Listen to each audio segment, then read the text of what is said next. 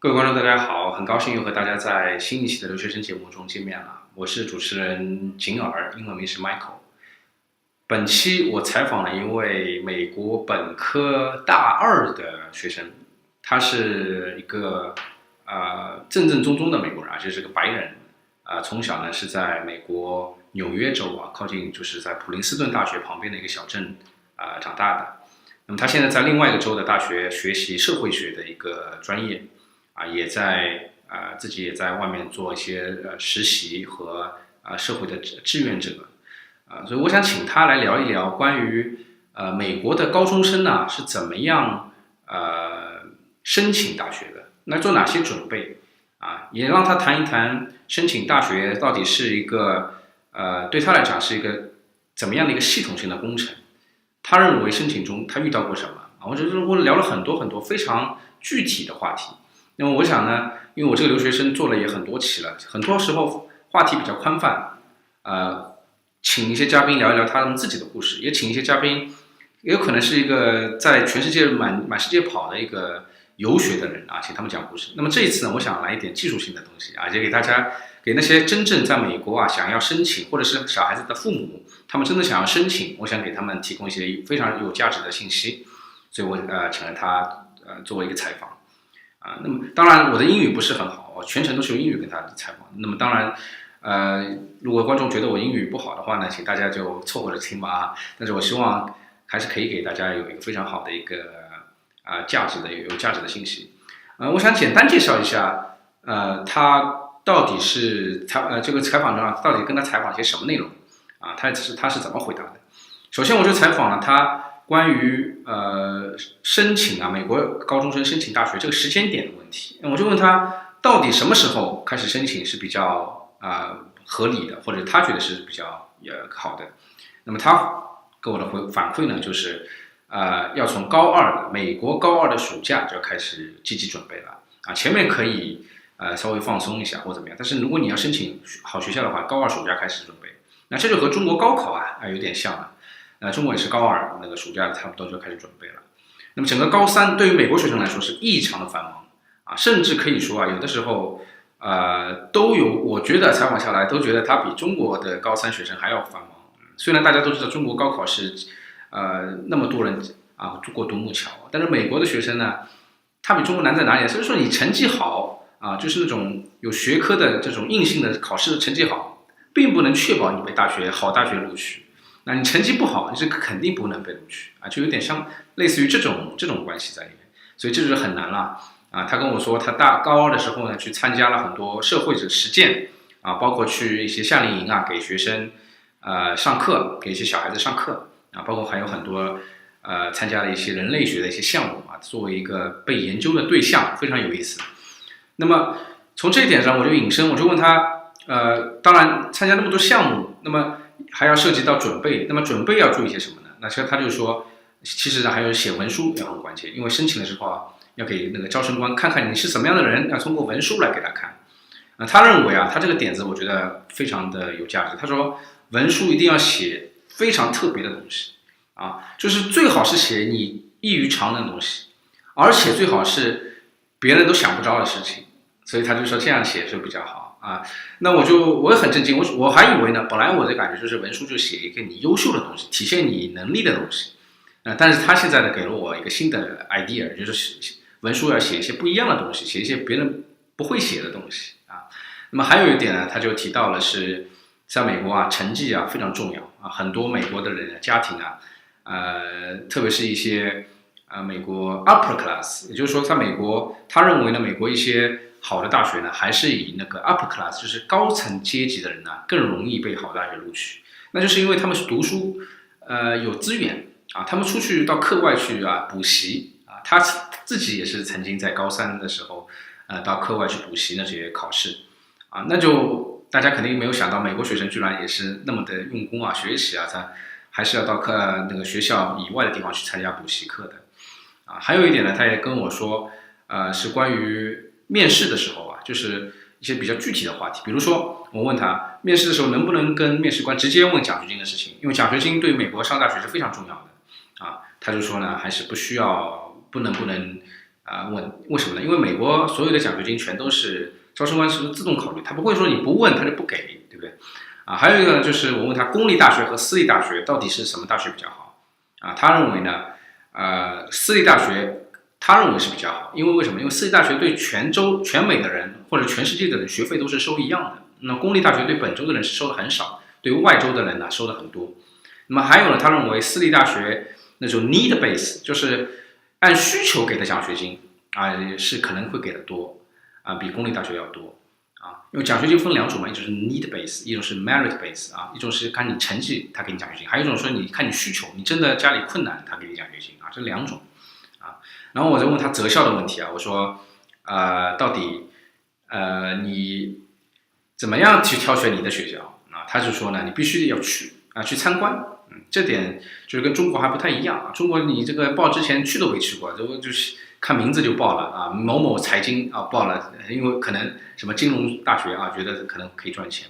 那么在美国不是的，他说你必须得到那个地方去，最好要注意，要看看这个大学的环境，和大学里的人去交流看看周边的氛围，才决定你能不能住能不能去选这个大学还有一点呢，他说呢，父母在选大学的时候就并不是他对于很多美国学生呢，并不是参考因素就是他的父母就是让他自己选自己决定，只是给了他一些非常非常就是宽泛的那个建议并没有限制他，让他自己去选。他也呢喜欢就是希望是住的离父母远选一个大学离父母远一点，这样体验一下不同的一些独立的一个生活。那么还有一个问题我就问到他关于比如说专业和学校到底哪个孰轻孰重我们中国人说到底选专业呢还是选大学呢他一口就说毫无那个其他想法的，就是说就选大学他认为呢，首先第一，你进了这个大学可能有更好的资源，你可以转系或者是学这个大学其他你更感兴趣的专业，你不一定要局限于这个专业。那么第二个呢，他就说其实很多大学就是说这个专业是你可能还没有想很清楚以后还会变。那么你先进这个好的大学，说不定你就改变了，你进了你可能并不是那么喜欢的专业，但以后还会变得更加喜欢这也是我觉得也是非常中肯的一个建议最后呢，我还是问了他一些关于当然因为我们提到了一个 upper class 的问题，那我就想问他最近呢，就是哈佛大学一个比较大的新闻，就是说美国司法部正在调查哈佛大学对于亚裔美国人招生的歧视有报道说哈佛大学每年亚裔美国人新生的比例10几年下来全是非常一致非常 shockingly 就是非常令人震惊的一致这个比率其实从科学上讲，那肯定是被人为操控的，对不对？他不可能每年都陆续这么比例的亚裔美国人。那美国司法部正在调查，也要求哈佛大学配合。那么哈佛大学有他自己的理由所以我就问了他作为一个美国普通学生，他对这个事情有什么看法？他有没有感觉到在申请的时候有这种平衡呢他的回答呢是也非常的我觉得是非常的中肯。他就说其实在美国他觉得各个族裔不应该有区别对待就是说机会应该平等给大家他举个例子，比如说非洲裔美国人在美国社会中的总人口比例大概10%几但是在一些好的大学中其实很多好的大学非洲裔美国人的学生的比例才个位数3%、4%。那么对他来说他就认为呢这个并没有匹配他就举了这个例子当然他因为是个普通的学生所以他对于亚裔美国人是否遭到这种，或者是他有没有感受到这个，他并没有做非常直接的回答但是我觉得他对于他对这个社会事件的看法，我觉得是非常的值得我们回味好，那么今天我就给大家简单的回顾了一下废话也有点多不再多说下去了，请大家看我们的采访，谢谢大家。Let me ask you a first question.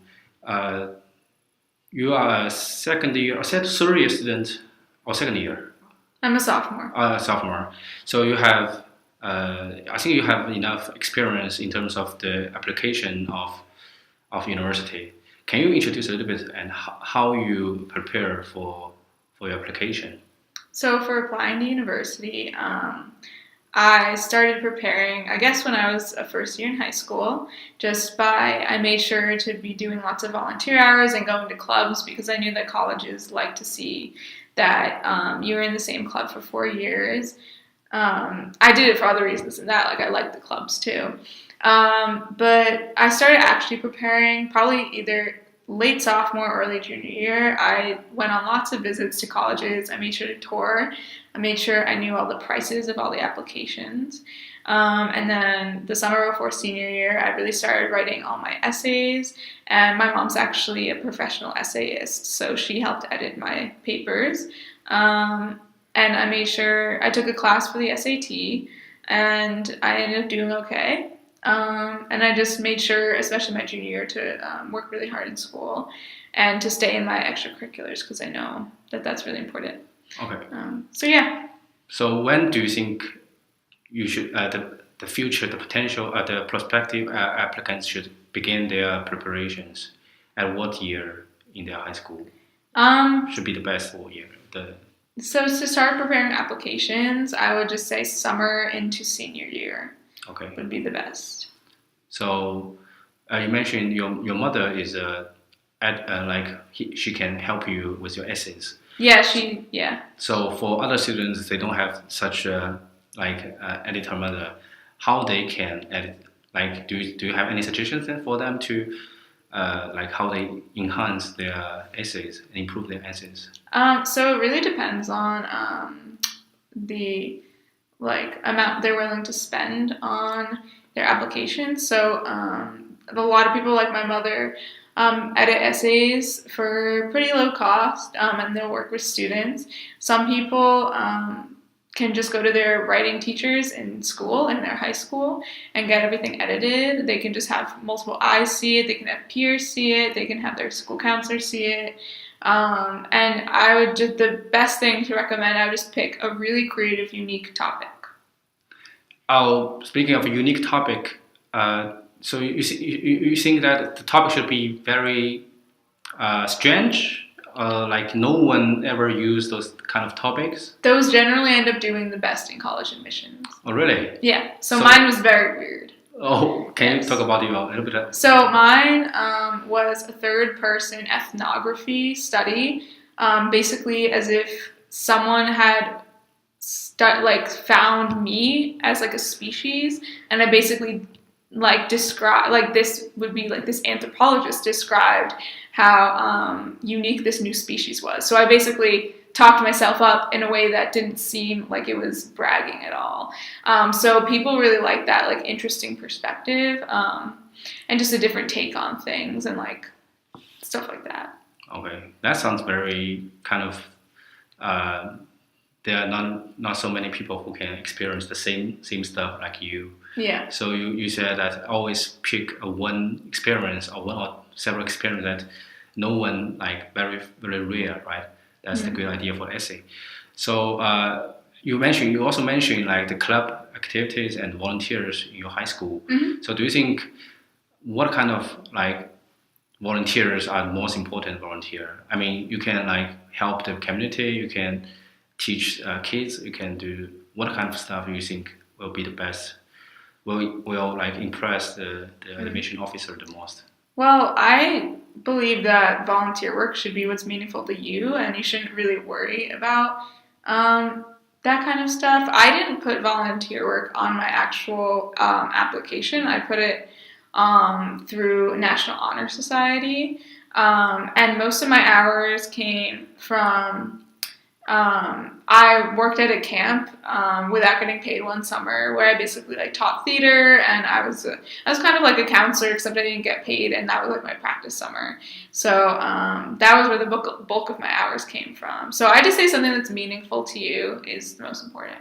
Okay, and besides those stuff, do you think that your scores are also very important? I mean, you said that you work really hard in your junior year for your grades, right?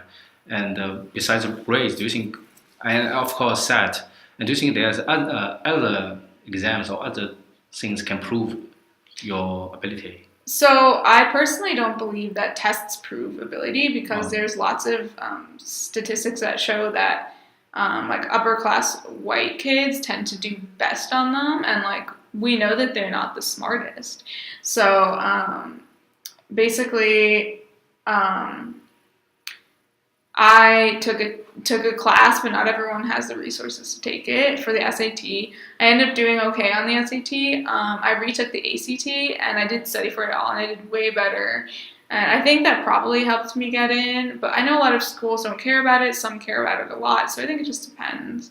But yeah, I mean, if you can take a class, take a class. If you can't, then like, I guess study for it on your own. It just depends on the kind of person you are.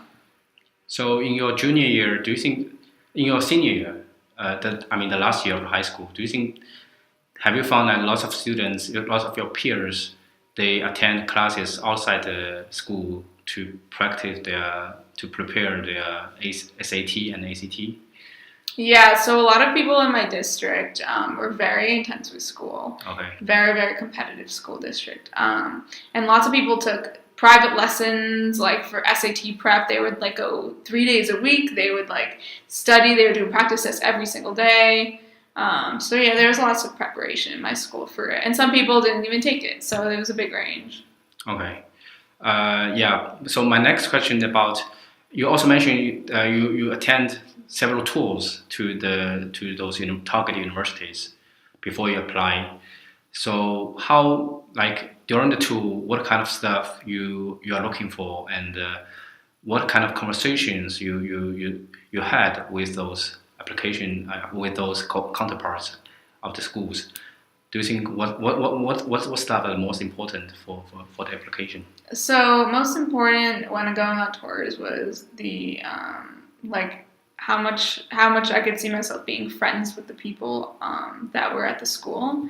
I think it's really important to do overnights, so to stay overnight at a school, and also to just like stay there for more than just the tour to see if you really like it.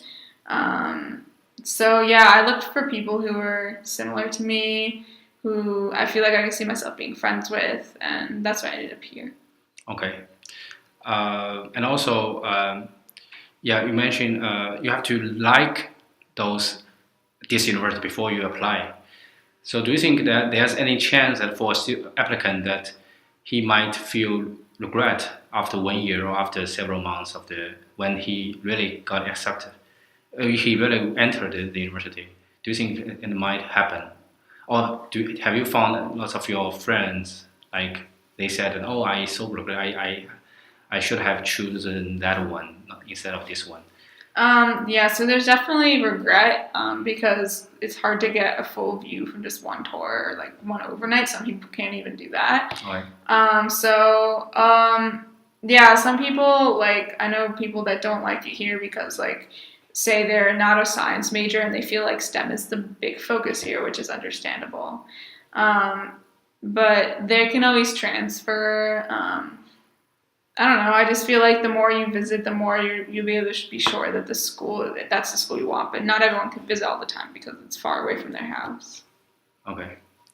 Yeah. In terms of the location, do you think that the long distance between the school and the hometown of the applicants matter, or do you recommend that those high school students they just leave their home and far away to as far as possible?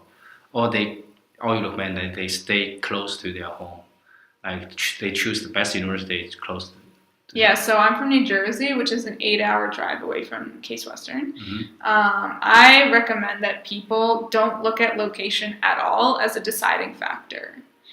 So for example, I ended up doing a lot of schools applying to a lot of schools in Pennsylvania and New York, just because like they were ones I knew near home, but I did not care about being near home because like the experience isn't that you're going to go home every weekend, hopefully. It's that you're going to stay there and make friends and do fun things.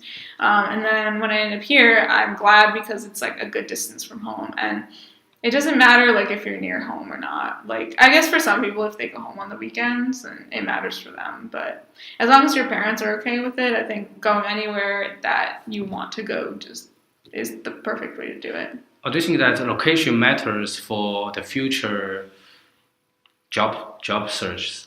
Yeah, so location matters in terms of that because like a lot of times your first job placement will be in the same city or town that your university is in.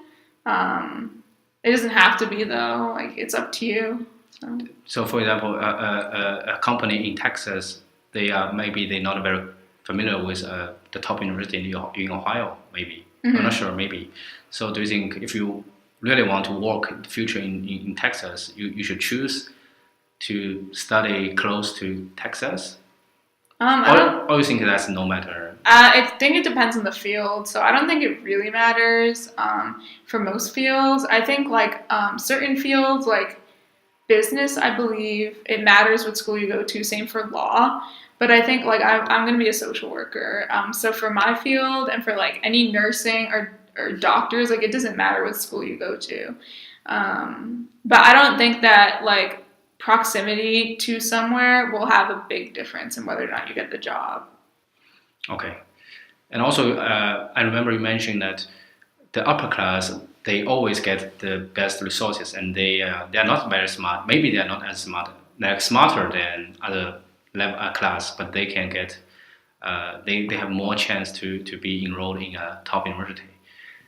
So do you think that's it's because of the tuition fees that make those students in lower class, they cannot afford to go to higher, or they just give up very early? Yeah, so it's a big problem. There's a lot of inequalities when it comes to education.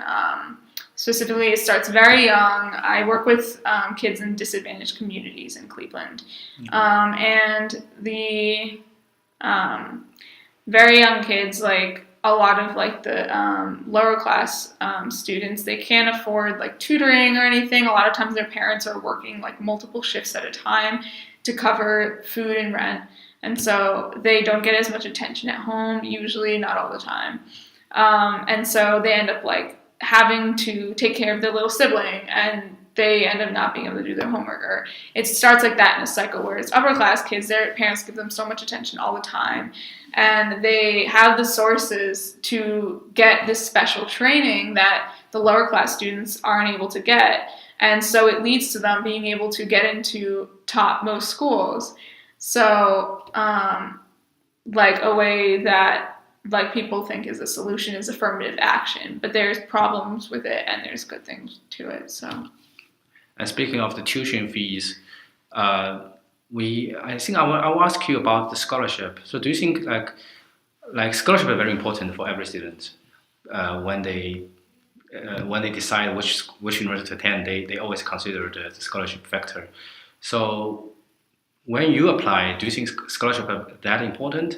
And if so, like how you, like when, I think you have interviews, right, during the application process, do you have an interview? I had a couple, but not mostly. Okay, so during the interview, have you mentioned the scholarship directly to the interviewer?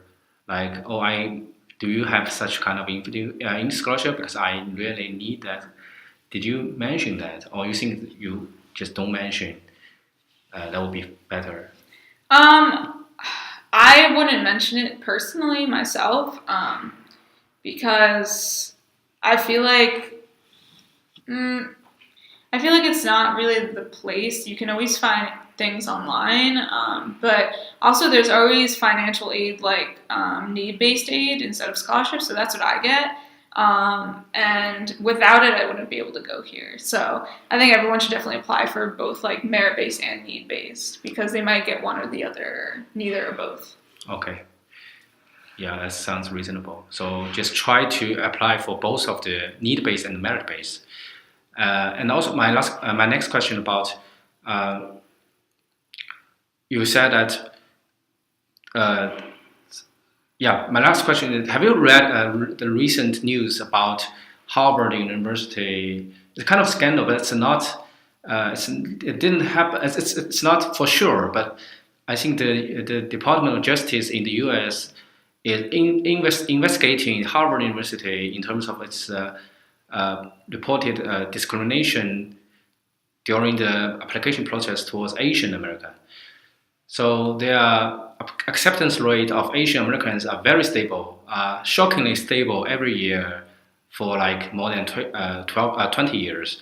So people say that they like leverage the rate of Asian students in their first year, fresh year.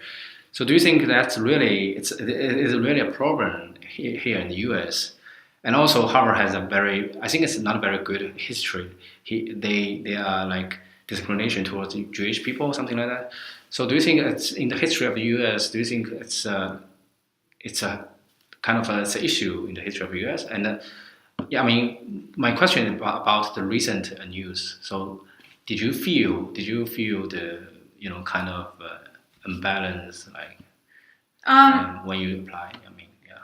Well, I have a lot of mixed feelings about it because, like, I agree that certain minority groups need to be represented in certain ways. So, for instance, like I feel like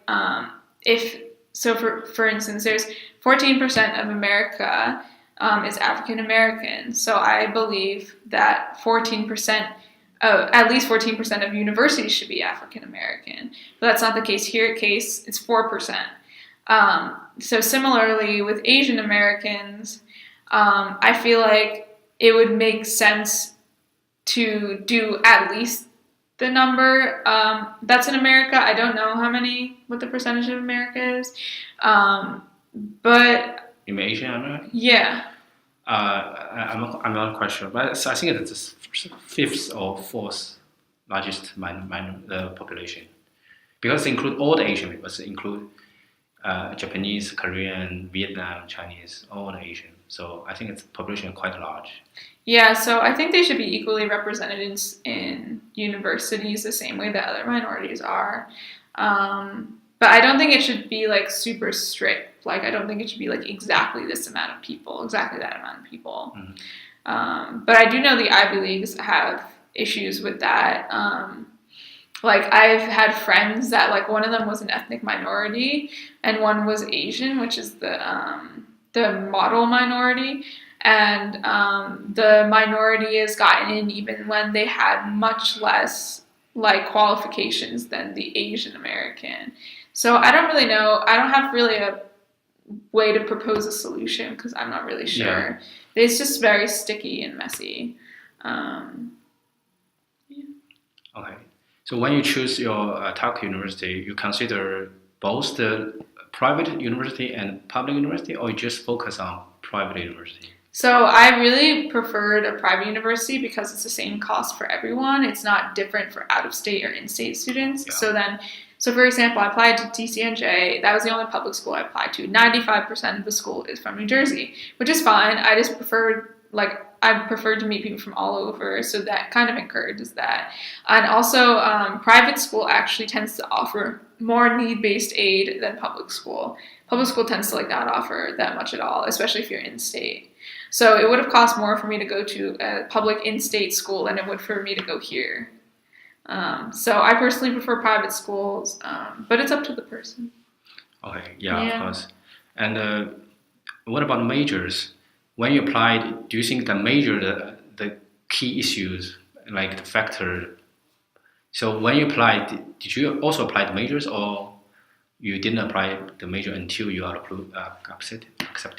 So I applied as an intended psychology major, but that doesn't mean that you declare it. You can't declare until November here. And then I came and I realized that I wanted to do sociology, so then I declared that. But yeah, it's actually beneficial in applying to schools to apply to a really unusual major at that school. So for example, religious studies, women's studies are very not common majors, because then they'll be more interested in you than if you apply as a very big major. So for example, at Case, biology, psychology, anything engineering or nursing is very hard to get into compared to any of the other majors. So you're talking about the strategy. If you really want to enroll in this university, you can apply for the the minor majors, the major not very popular in this university. Yeah. So okay, yeah, because I think the audience, some of the audience are from parents of their students. Mm-hmm. So maybe they will help their students decide which major they would apply. So based on your experience, you think when you decide did your parents help you to decide major? No, I don't. Like, my parents and I don't believe that parents should have any decision in the major, because it's not up to them. It's up to the student what they want to do. My parents did say that there were a few majors that were off limits because they knew I wouldn't do well in the fields, which I think makes sense. But they're very, it's like theater and music, which I would like not be talented at. But yeah, so they said anything besides that I wanted to do would be fine. And I think that's how all parents should be. Like, I don't like that a lot of parents at Case, they say that if their kid wants to switch majors, they stop paying their tuition, or they have to switch to another school. Like, usually if they want to switch out of STEM, because they think like this is just a school for STEM. Like, they don't have any other good programs, which isn't true. Yeah, it's so people always use their imagination of something. They maybe sometimes it's not very true. So I think my second last question is about you said that your let me finish that my last question. So your parents didn't help you decide major. Do you consider majors are the most important thing, even more important than the university itself? Do you think choose the major or choose the university? Choose a university. Unless even if they don't have the major you want, like, I wanted to be a social work major, and they don't have that here. Mm-hmm. Sociology, while it's very different, it's still like interesting to me, and it's still in a similar context. So I can still use what I learned in sociology in social work eventually. I don't think you should pick a school based off the major, because like, they're relatively all going to be good programs. Okay. So always choose university. Yes, because you're going to be there for 4 years, and you're going to be, the people you meet are more important than the classes you'll take. I mean, do you think it's possible that, for example, applicant think that, I really don't like this university, but I really like the department, the one major of this university. Yeah. Because it's very, very strong. So do you think that... I think that's problematic, because if you don't like the school, then you probably won't make many friends, and it's going to be a very hard, sad 4 years. But like, the department is probably going to be good at the school that you like. So that's what I recommend. Okay. Mm-hmm. So you recommend still choose the school? Yes. Okay. Yeah. So my last question about, do you have any tips for? Several tips, like 4 or 3 tips for those audience, for those future freshmen, for the application? Do you have any key tips for them? Just to start working on it early, and to make sure you use all your resources when filling it out. Okay. Thank you very much. Oh, yeah. So after your first 2 years in the university, do you think that the university is a happy life? Yes. Have you enjoyed a happy life? Yes, I love it here, even though it's stressful sometimes. Okay, yeah, because some of the audience, maybe their children, their kids, so they can learn from you. Yeah. Okay. Thank you, Lauren. Thank you for your time. Thank you for your time, and I really appreciate it. And that's all for today's program. Thank you. Bye bye.